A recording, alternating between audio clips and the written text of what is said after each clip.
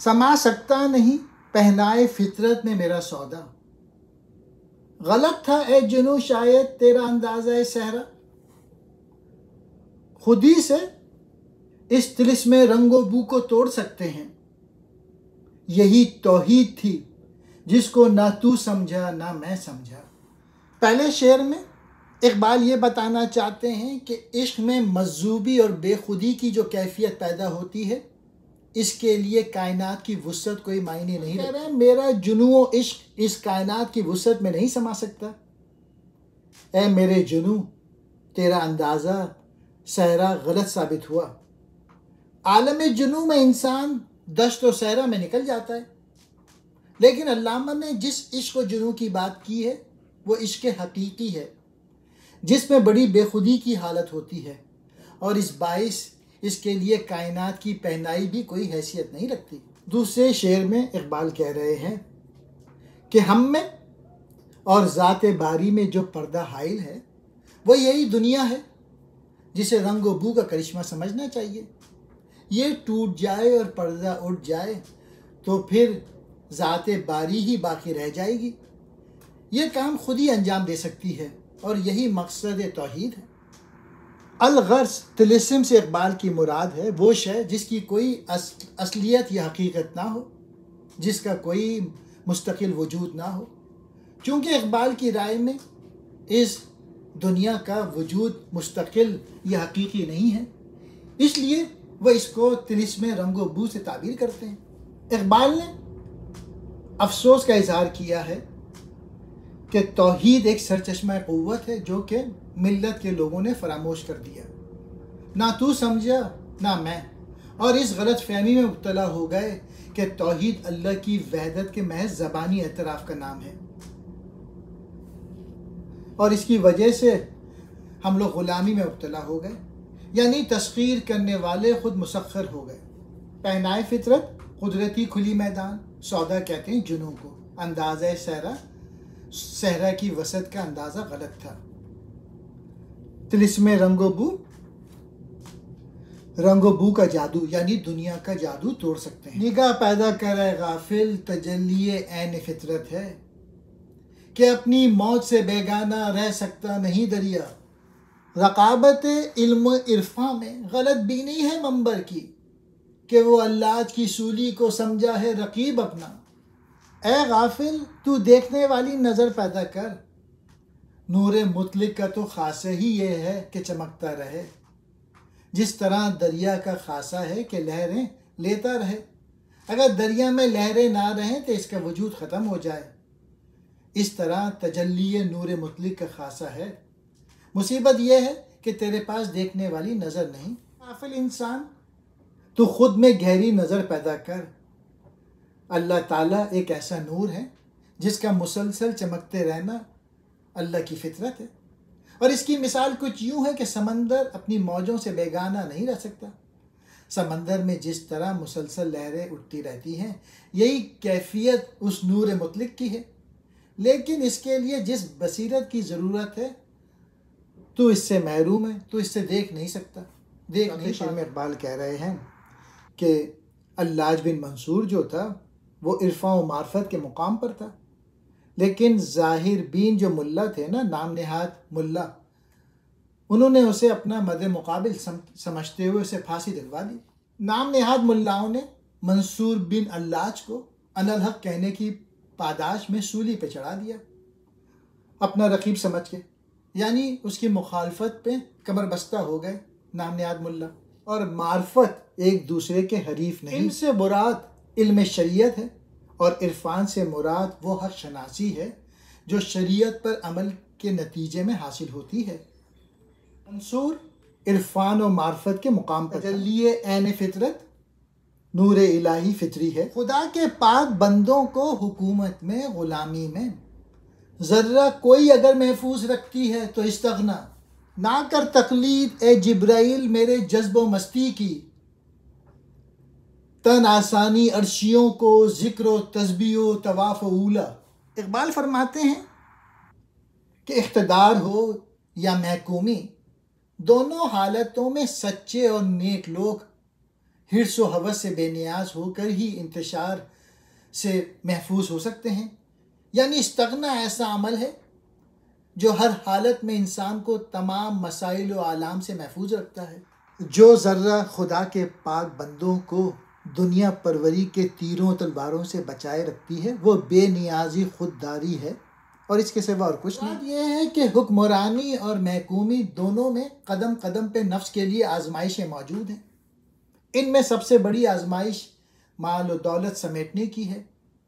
حکمرانی کی حالت میں مال و دولت کی ہرس دوسروں کے حقوق چھین کر پوری کی جاتی ہے۔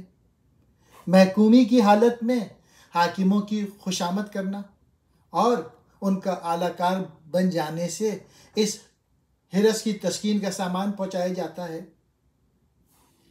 استغنا سے مراد اللہ کے سوا کسی اور سے حاجت روائی کی آرزو نہ کرنا۔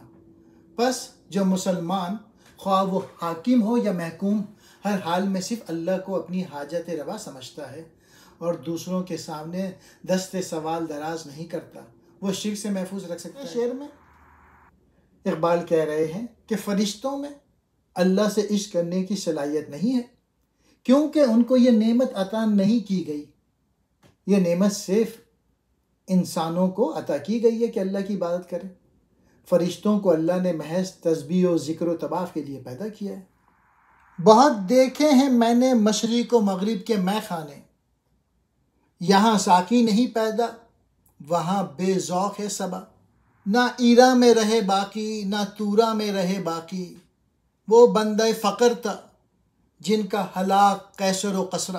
اقبال کہتے ہیں میں نے مشرق و مغرب دونوں کی سیر کی ہے، لیکن حالت یہ ہے کہ مشرق میں معرفت تو موجود ہے، قرآن اور حدیث تو موجود ہے، لیکن باعمل علماء اور صوفیہ جو مسلمانوں میں ذوق و ایمان پیدا کر سکتے تھے وہ نظر نہیں آئے۔ مغرب میں حکماء اور علماء موجود ہیں، لیکن ان کے علوم ناقص ہیں اور ایمان سے بیگانہ ہیں۔ یعنی ان چیزوں کی وجہ سے دنیا تو مل سکتی ہے، خدا نہیں مل سکتا۔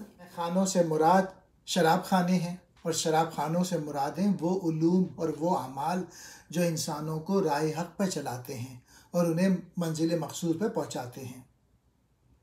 اقبال کا ارشاد ہے کہ مشرق والوں کے پاس الہی علوم کا بے بہا ذخیرہ موجود ہے، لیکن اسے دنیا میں پھیلانے والا کوئی نہیں، لہٰذا عام لوگ کچھ فائدہ نہیں اٹھا سکتے۔ مغرب کے پاس جو علوم موجود ہیں وہ راہ حق کی طرف لے جا ہی نہیں سکتے، لہٰذا وہ بیکار ہیں۔ پھر کہتے ہیں آج کے دور میں کچھ ایسی صورتحال ہے کہ نہ تو ایران میں اور نہ توران میں، یعنی اسلامی ملکوں میں خدا کے وہ خاص بندے نظر نہیں آئے جن کا فقر و درویشی قیصر و قسرہ جیسے عظیم لیکن باطل حکمرانوں کی تباہی کا باعث بنتا۔ یہی شیخ حرم ہے جو چرا کر بیچ کھاتا ہے، گلی میں بوزر و دلک اویس و چادر زہرا۔ حضور حق میں اسرافیل نے میری شکایت کی، یہ بندہ وقت سے پہلے قیامت کر نہ دے برپا۔ آج کل بھی یہی حالات ہیں، دیکھ لیجئے کہ کیا ہو رہا ہے مسلم دنیا میں۔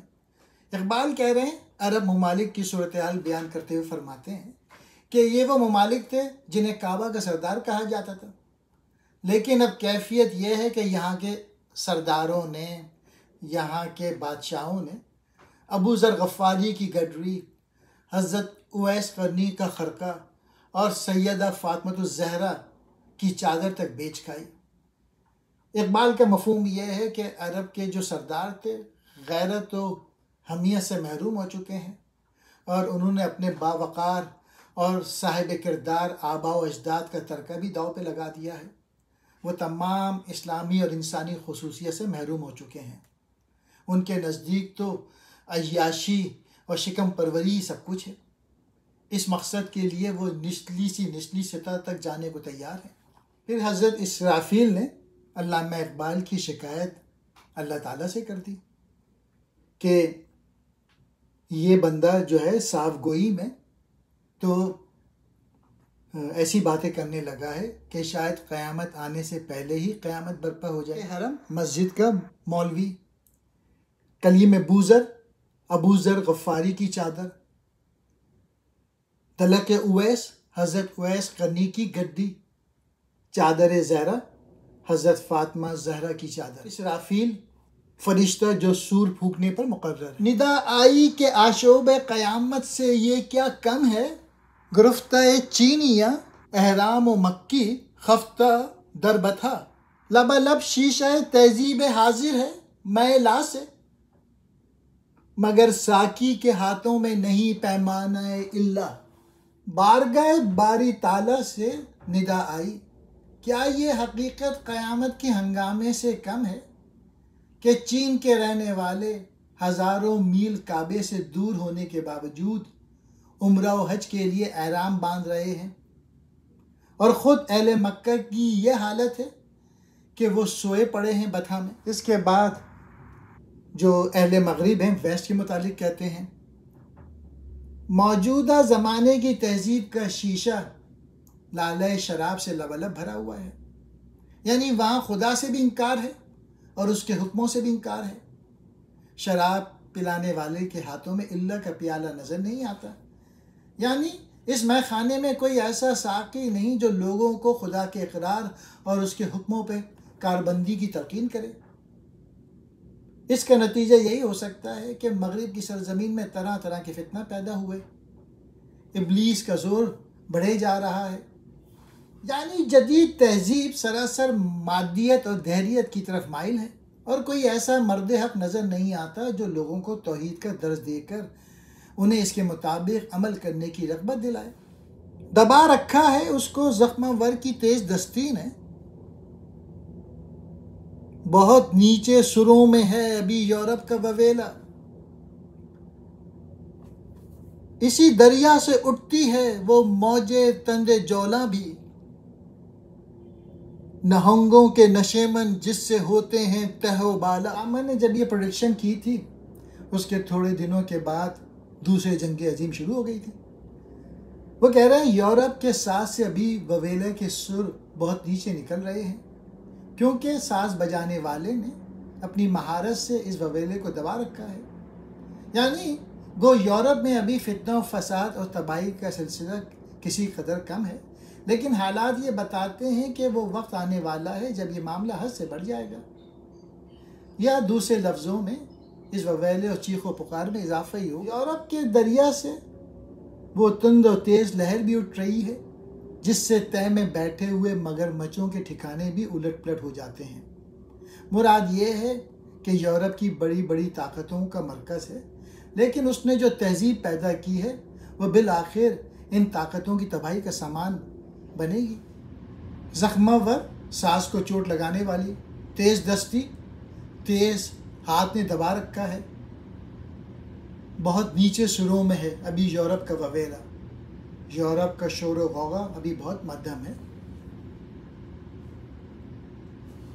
تند جولا، تیز چلنے والی لہر، نہنگوں کہتے ہیں مگر مچھوں، نشیمن گھر، تہ و بالا برباد ہو جاتے ہیں۔ غلامی کیا ہے؟ ذوق حسن و زیبائی سے محرومی، جسے زیبا کہیں آزاد بندے ہے وہی زیبا، بھروسہ کر نہیں سکتے غلاموں کی بصیرت پر کہ دنیا میں فقط مردان حر کی آنکھ ہے بینا۔ اس حصے میں غلامی اور آزادی کی حقیقت بیان کی ہے علامہ نے۔ غلامی انسانوں میں حسن و زیبائی کے ذوق کو فنا کر دیتی ہے۔ غلام کبھی صحیح اندازہ نہیں کر سکتا کہ حسن کیا ہے اور زیبائی کسے کہتے ہیں، اس لیے کہ وہ سب کچھ اپنے آقاؤں اور حاکموں کی خوشنودی کو مد نظر رکھ کر کہتا ہے، اس کی ذاتی رائے کی کوئی حیثیت نہیں ہوتی۔ حقیقت میں زیبا چیز وہی ہے جسے آزاد بندے زیبا کہیں۔ فکر و عمل کی آزادی کے بغیر کوئی شخص بھی آزاد تصور نہیں کہا جا سکتا ہے، نہ ہی اس کی رائے کی کوئی اہمیت دی جا سکتی ہے۔ غلاموں کی بصیرت بھی ناقابل اعتماد ہوتی ہے، اس لیے کہ بصیرت تو صرف ان مردان حر کے پاس ہوتی ہے جو بلا خوف و خطرات حالات و واقعات کا جائزہ لینے کے لیے اپنی آنکھیں کھلی رکھتے ہیں۔ بصیرت کہتے ہیں عقل مندی کی نظر، مردان حر آزاد مرد، بینا کہتے ہیں دیکھنے والا۔ وہی ہے صاحب امروز جس نے اپنی ہمت سے زمانے کے سمندر سے نکالا گوہر فردا۔ دور حاضر کا قائد و رہنما اور مالک مختار اسی کو سمجھا جا سکتا ہے جو ہمت سے کام لے اور زمانے کے سمندر سے کل آنے والے دور کے موتی نکالے۔ مراد یہ ہے کہ زمانے کی گردش جاری ہے، یہاں کوئی بھی چیز ایک حالت پہ قائم نہیں رہ سکتی۔ حقیقتیں کبھی نہیں بدلتی، لیکن دنیا کے سامنے انہیں پیش کرنے کی کیفیتیں احوال کے مطابق بدلتی چلی جاتی ہیں۔ قیادت کا درجہ اسی کے لیے زیبا ہے جس کی فکر و نظر اتنی گہری اور دور رس ہو کہ زمانے کی رفتار کا ٹھیک اندازہ کر لے اور حقیقتوں کو ایسے انداز میں بیان کرے کہ آنے والی نسلیں رائے حق پا کے اس پہ کاربند ہو سکیں۔ صاحب ابروز کہتے ہیں وقت کی نفس پہچاننے والا، گوہر فردا، کل کا موتی یعنی آئندہ آنے والی نعمت۔ فرنگی شیشہ گر کے فن سے پتھر ہو گئے پانی، میری اکسیر نے شیشے کو بخشی سختی خارا۔ رہے ہیں اور ہیں فرعون میری گھات میں اب تک، مگر کیا غم کہ میری آستی میں ہے ید بیدا۔ وہ چنگاری خس و خاشاک سے کس طرح دب جائے جسے حق نے کیا ہو نیستاں کے واسطے پیدا۔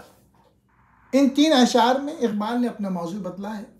ان کے مطابق جو اہل یورپ ہیں انہوں نے مشرق کی مستحکم اور باوقار قوتوں کو اپنی شعبدے بازی اور مکاری کے ذریعے ان کی تمام صلاحیتیں اور قوتوں سے محروم رکھا ہے، لیکن اللہ تعالیٰ نے اقبال کو ان کو ایسی توفیق دی کہ جس کے ذریعے وہ اہل مشرق میں ہمت اور مقابلے کی استطاعت پیدا کر رہے ہیں۔ اپنی پوئٹری کے ذریعے نوجوانوں کو کہہ رہے ہیں کہ پتھر کی طرح ہو جاؤ۔ میری اکسیر نے یعنی ان کی شاعری نے شیشے جو نرم و نازک سے جو لوگ ہوتے تھے مشرق کے، ان کو کہہ رہے ہیں کہ پوئٹری میری پڑھو، سمجھو اور پتھر کی طرح سخت ہو جاؤ، اپنے آپ کو مضبوط بناؤ، اپنے آپ کو اسٹرانگ کہہ رہے ہیں۔ اس دنیا کے جو فرعون ہیں اور جو اسٹرانگ لوگ ہیں وہ میری گھات میں ہیں، وہ میرے پیچھے لگے ہوئے ہیں، مگر مجھے نہ کوئی غم ہے اور نہ کوئی خوف، اس لیے کہ میری آستی میں وہ ید بیدا موجود ہے جس کی بدولت حضرت موسیٰ نے فرعون کو شکست دی تھی۔ یہاں ید بیدا سے مراد قرآن پاک کی تعلیم ہے، کیونکہ اقبال کی پوئٹری میں قرآن پاک موجود ہے۔ وہ چنگاری یعنی وہ شاعری جو علامہ اقبال کر رہے ہیں، جس میں وہ بیدار کر رہے ہیں ملت کے لوگوں کو، تاکہ اقوام مشرق بیدار ہو کے غلامی سے نجات حاصل کر لے۔ میرے اس پیغام کو اگر کوئی روکنا بھی چاہے تو نہیں روک سکتا، اور اقبال کی شاعری 100 سال سے لوگ پڑھ رہے ہیں، تو بھلا وہ چنگاری جسے اللہ تعالیٰ نے نیستاں کے لیے تخلیق کیا ہو خس و خاشاک سے کیسے دب سکتی ہے؟ حق کہتے ہیں اللہ تعالیٰ کو اور نیستاں بانس کا جنگل۔ محبت خوشتین بینی، محبت خوشتین دری، محبت آستانے قیصر و قصرہ سے بے پرواہ۔ عجب کیا گر ماہ و پروین میرے نخچیر ہو جائیں کہ بر فترا کے صاحب دولتہ بستم سر خدرہ۔ محبت کا مطلب کیا ہے؟ یہ کہ انسان اپنی حقیقت پہچان لے، پھر اس پر قائم رہے اور اس کی حفاظت کرے۔ محبت قیصر و قصرہ جیسے بادشاہوں کے آستانوں سے بے نیاز ہے۔ یہاں محبت سے مراد عشق رسول ہے۔ خوشتین بینی سے مراد ہے اپنی معرفت حاصل کرنا یا اپنی حقیقت سے آگاہ ہو جانا۔ خوشتین دری کا مطلب ہے اپنی خودی کی حفاظت کرنا اور اس میں استغنا کا رنگ پیدا کرنا جو مومن کی بنیادی صفات میں سے ہے۔ 5ویں شعر میں کہتے ہیں اگر مسلمان سرکار دو عالم صلی اللہ علیہ وآلہ وسلم سے محبت کرنا اپنا شعار زندگی بنا لے تو اقوام مغرب کی تو حقیقت ہی کیا ہے، وہ عناصر کائنات کو اپنا محکوم بنا سکتے ہیں۔ فتراک بمعنی شکار بند مراد ہے حضرت صلی اللہ علیہ وآلہ وسلم کی غلامی کرنا۔ اگر میں چاند اور ستاروں کو شکار کر لوں تو یہ کوئی حیران کن بات نہ ہوگی کیونکہ میں نے ایک صاحب دولت کی فتراک میں اپنا سر باندھ رکھا ہے۔ حضور اکرم صلی اللہ علیہ وآلہ وسلم سے اپنے والہانہ عشق کی بات کی ہے، جس کی بدولت اس کائنات کو تسخیر کیا جا سکتا ہے۔ وہ دانائے سبل ختم الرسل مولائے کل جس نے غبار راہ کو بخشا فروغ وادی سینہ۔ نگاہ عشق و مستی میں وہی اول وہی آخر، وہی قرآن وہی فرقان وہی یاسین وہی طٰہٰ۔ ثنائی کے ادب سے میں نے غواصی نہ کی ورنہ ابھی اس بحر میں باقی ہیں لاکھوں لولائے لالا۔